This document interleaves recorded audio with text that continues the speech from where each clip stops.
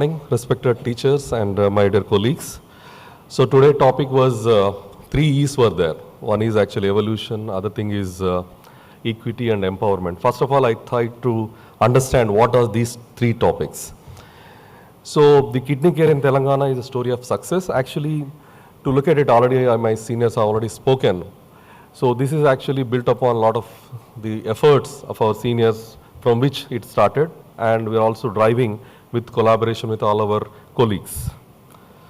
So what is evolution in kidney care? Is it an evolution or a revolution? Just previous my seniors told actually it's a revolution which is happening.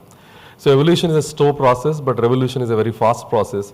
Over last 2 decades, I think the kidney care is having a revolutionary effect. So evolution is a slow process, but revolution a very fast process. The kidney care across the India, it is in a revolutionary fashion it is happening. And why we should have evolution in kidney care? So what is the concept of this evolution? Evolution is actually to provide universal health coverage. That is actually a mandate of WHO. And same way, as a kidney specialist, we should also provide universal kidney coverage. So what is this universal health coverage? So if you look at the cube, universal health cube, we need to cover the population. So whether we are covering 100% population and whether we are serving the services, whether we are covering 100% services and whether we are serving the entire cost. So 3 dimensions are there for this cube. One is population covered, whether we are covering the 100% population, whether all the services are covered, means whether dialysis, transplant and preventive care, like sir was telling about promotive care, preventive care, curative care, rehabilitative care and the palliative care. Whether we are able to cover all these aspects of a kidney care or not, and whether all the costs are covered or not. Only transplant is covered, only dialysis is covered, or preventive care is covered. So whether, if at all we are able to cover all these angles, then universal health coverage will come. Then what I call it is a universal kidney coverage also come to the population. So in our state actually, the disease surveillance and healthcare delivery planning was done with meticulously, involving the health infrastructure stop gap analysis was done, and retrospective disease burden analysis was done, and prospective disease screening was also done. And one more aspect is patient migration analysis was also done for healthcare delivery. So these 4 things played a very crucial role in healthcare planning in our state. In Telangana actually we have done the surveillance of the disease in 2 districts actually. We have taken initially, like one is Sirsila and another Mulugu, because actually Mulugu is a tribal district. We have taken 2 districts and we analyze what is the healthcare infrastructure which is available, what is the disease burden in that district, and what healthcare infrastructure upgradation to be done so that actually patient can be provided the services there only without having any migration to the other districts, other part of the state. So if you look at 2 districts, actually what we have done is actually we have taken the population, one district population 5 lakhs, other district population around 3 lakhs. And per lakh population, what is the burden of the diseases also we have taken, and what are the healthcare infrastructure which is available. How many government hospitals were there, how many private hospitals was there, and what is the disease burden in the kidney angle, and all other angles also taken. And retrospective data analysis, what it means actually we have a robust Arogyasri database, was illustrated by Ravi Raju sir also. So with this actually we mapped what is the number of cases which are happening in that district, in that village also we can drill down, and we have analyzed over a period of time how much we are spending on these, how many cases are appearing in that district, in which part of the district, and how many number of cases are coming, and how much we are spending under Arogyasri for this diseases. If you look at it actually, apart from cardiovascular disease, kidney care is a major thing where the government is spending. And in both districts, in Mulugu and Sirsila, we had the same analysis which is done with the existing disease burden under Arogyasri patient, because actually our coverage of Arogyasri is 95% of the population are covered with Arogyasri. So this data represents the entire population of the district. And what is the prospective disease burden analysis? Prospective means, as sir was telling, actually we have done one entire population survey of the 2 districts, like 5 lakhs and 3 lakhs were covered with a methodology like door-to-door survey was done, and a lot of questionnaire was done, then point of care testing was done, blood samples were taken, analysis was done for various diseases like the lipids, the creatinine, liver function test and other tests was done to know the exact profile of the kidney disease. In this district, if you Silsila, you see, there is a prevalence of 11% of kidney disease was there. If you go to Mulugu, the percentage was 7%. And the patient migration, this is one of the important thing that what I'd like to emphasize is actually we also done analysis of the patients, if at all they are going outside of the district for healthcare. In one district is there, you don't have a facility, but you are going out, you are coming to Hyderabad for the treatment.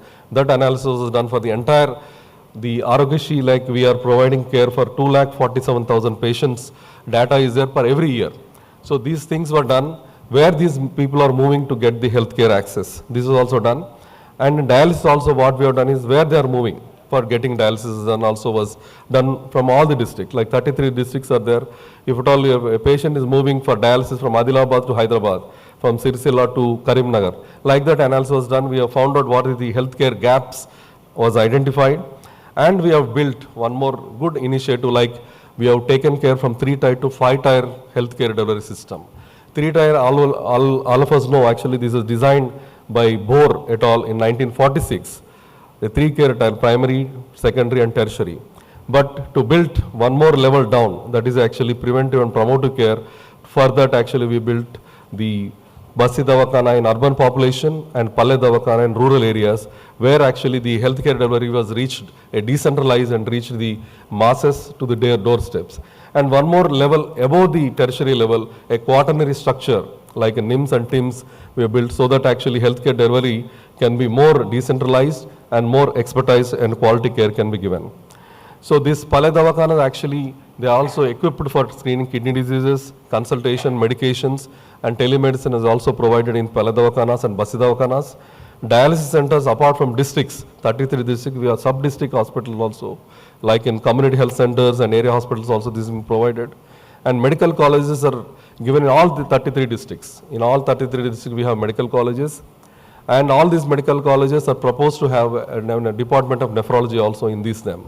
Right now we have department of nephrology in around 5 hospitals in Telangana state, but already sanctioned manpower is there in 10 hospitals, but government is planning to give nephrology department in all the medical colleges across the state.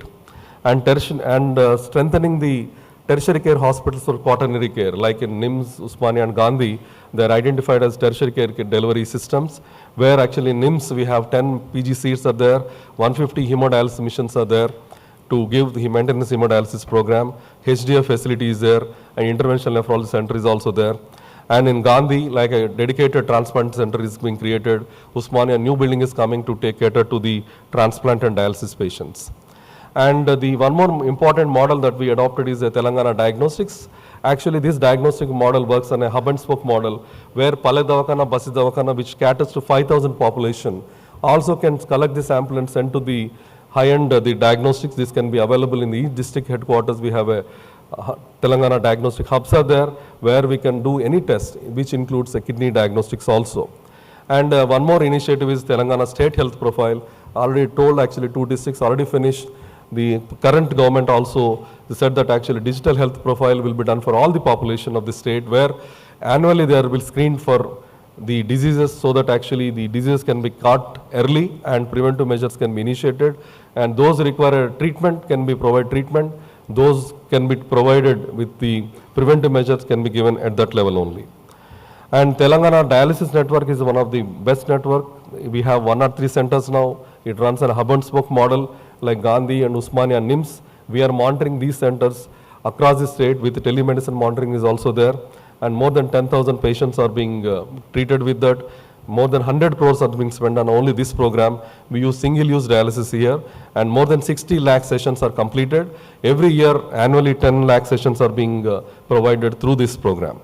And one more transplant program also, Jeevandan already, my previous speakers told, actually Telangana leads the transplant program in the country, both kidney and other transplantations. So evolution, if at all, evolution or revolution from 2014 to 24, a lot of things are improved in the nephrology care in the state of Telangana with the base which was already built by our seniors in the state. With collective effort of all of the nephrologists in the state, we are able to improve the kidney care service in the state. Then we come to the equity in the kidney care. First of all, I try to understand what is equity. You look at the equality. Equality is actually everyone gets the same resources. What is equity is actually we need to improve these sources so that actually the resources are distributed equally to all the people.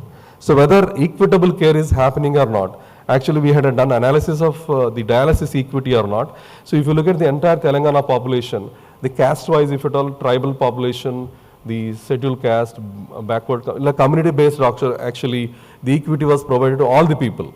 Representative equity was provided to all the people. Apart from the gender equality was also there, age group equality was also there in providing the dialysis care across the state. And what is empowerment? Empowerment is another area where actually I need to emphasize that actually living well with kidney disease is an important point, where the patient should have an option to choose their therapy, either dialysis, transplant or a PD program, without having any discrimination or disadvantage. And there should be able to provide dignity of life. A lot of time these patients are out of jobs, they are not able to do the right education and right employment. So if at all we want to empower the patients, we need to provide them with a good quality of life so that actually they can lead a normal life in the society.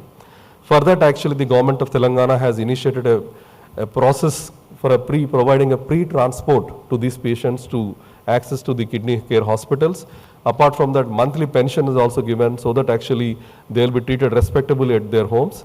And one more actually effort which I request all my seniors to support, to include this organ disability in the Right to Person with Disability Act. This I think I request all of us, we should bat for this RPWD Act, because hemophilia recently, apart from the physical disability which is known, the other disorders also included by the central government includes hemophilia and thalassemia, but the organ disability, those patients with organ failures are not included in this program, in this act. If at all we are able to, as a collective, the nephrology society, we are able to influence the government to include our kidney disease patients, at least in the dialysis patients in RPWD Act, they will be empowered for reservations in the education, employment and also pension. So everything will come, because large number of kidney patients are living longer. So they need to be provided an umbrella of protection so that actually they can lead a good quality of life without any discrimination or disadvantage.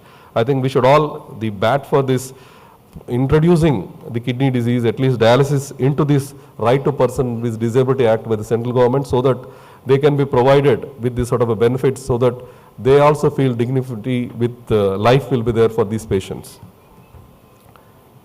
So the empowerment, what we are trying to do is actually the decentralization is there. Our nephrologists are also visiting all the centers across the state, and telemedicine is also used extensively to monitor these centers, while Kashi Vishweshwaran sir are also emphasizing the quality of dialysis is provided across the state or not.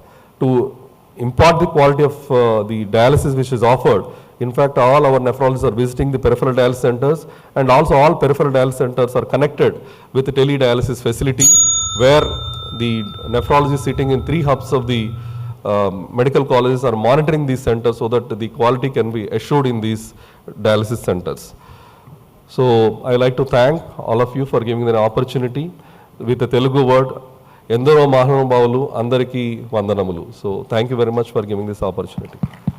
Thank you, Dr.